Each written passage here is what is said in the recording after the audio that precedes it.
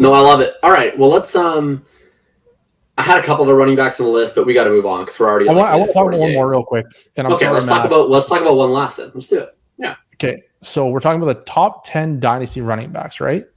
Yeah. There is a running back that you're very fond of that you did not put in your top 10, and I would like to know why you're. So is this Travis Etienne? No, it's not Travis Etienne. We're talking about a running back that's good.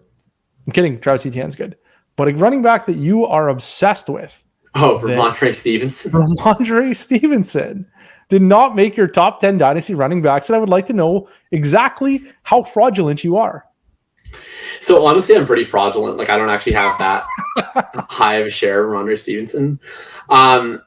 So this is kind of the same thing with Pollard. Like first of all, like this is just like an error. I also play like this is just a random thing, but I basically have like 3 groups of like league categories that I'm in. So one is with like a lot of like kind of home league types and other people that we've met. And so it's like a conglomeration of like different groups of people. And then like another one is just sort of like leagues with analysts from Twitter and stuff.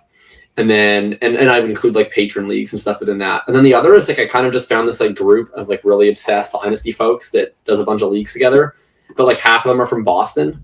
And they draft Rhamondre Stevenson egregiously early, and like every Patriots player egregiously early, which is awesome in a sense because Mac Jones goes like the early 4th, which is like something I was never planning on doing. But then also like Rhamondre Stevenson goes in like round 7 of a dynasty startup, and I was like, well, I was really hoping to get him around 12, but that's not going to happen.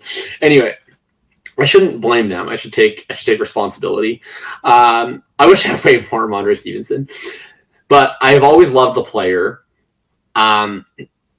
I think that the one big thing is like, I like to just buy these guys at the absolute bottom and then kind of ride them up. And I ride them up a little longer than you do. I didn't have a lot of Stevenson because humble brag, my number 1 guy in the late rounds in the 2021 class was Elijah Mitchell. I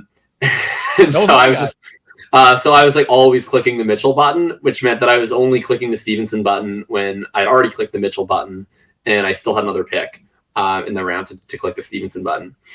I also sold a few shares, unfortunately, mostly because I just kind of thought that his talent wouldn't be realized. And quite frankly, let's just be honest, like he's gotten so incredibly lucky that he's gotten this run out.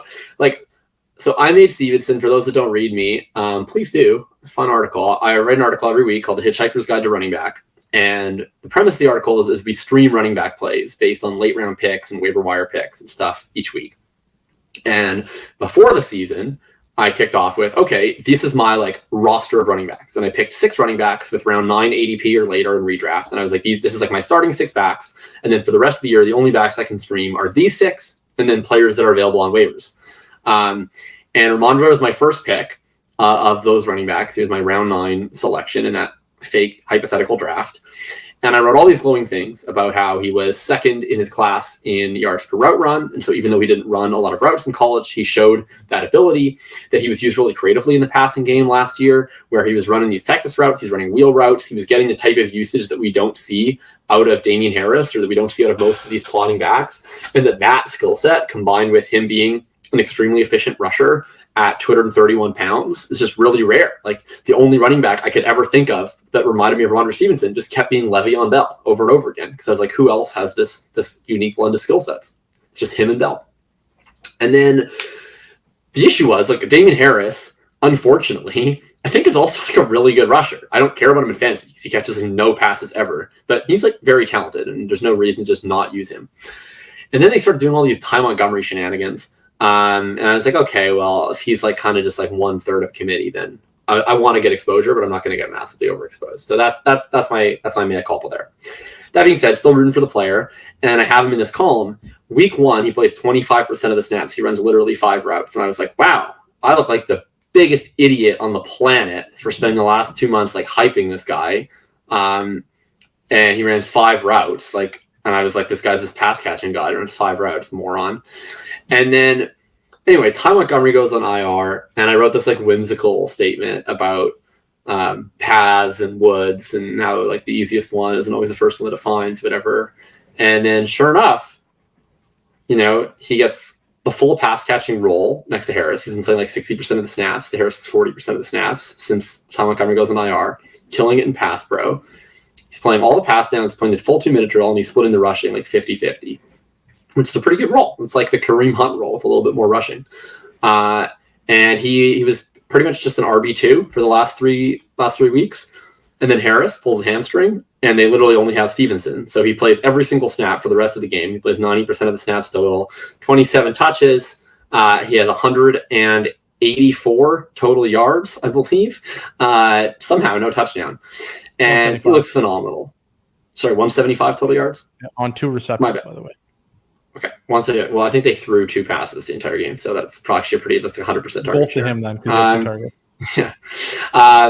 Anyway, he looked incredible. I did a film breakdown in the Patreon with a couple different clips. Really, really fun player. And Harris is going to miss a few games, so I think he's like clearly a mid-tier RB1 for the foreseeable future. The question now is, what the hell do we do in Dynasty? Because my line all the season has been like, I think he's a better bet than you're going to find in round 2. But I sold my first share of Stevenson in a while, and I was able to get I sold Stevenson in a 4th, Stevenson in a 2023 4th for a 2024 first. And that was a good test of my faith. So here's my thoughts. I love Stevenson. I do like his skill set more than Pierce because he's a better pass catcher, in my opinion. He's also a better rusher. He's like PFF's 3rd graded running back right now overall. He's 1st in juke rate. He's killing every advanced metric. He's also a 24-year-old day 3 running back. So I think that he should not be valued at a first-round pick. And this is like the worst part of me being like a talent carer about person, is that I always fall in love with these guys. But I'm not an actual film bro. Like I'm like a fake film bro where I like find these faves. But like the actual film bros will just like diamond hand their favorite players even when they become egregiously overvalued. But I won't. Like I'll sell them. And then I end up in these fights where I'm like, you crazy people, why are you still valuing this guy? And like this happened with Elijah Mitchell, where do you watch RuPaul's Drag Race? Probably not. You're like the whitest dude on earth.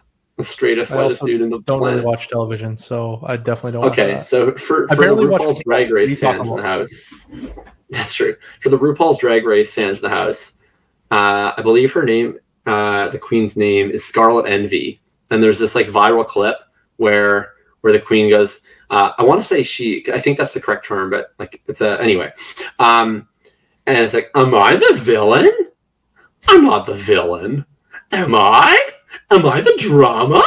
And like that's how I feel with these players that I love. It's like, am I the villain for not wanting to buy Romeo Doubs for a first, Rhamondre Stevenson for first? So you tell me, am I the villain? Are you buying Rhamondre Stevenson for a first?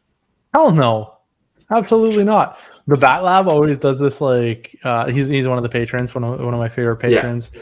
Great patron. He does this. Great patron, you might say. What's that? Well, I said he's a great patron, and then I said you might say he's a great patron. He's a great patron, yes. He does this thing where he's like, am I the baddie? It cracks me up every time.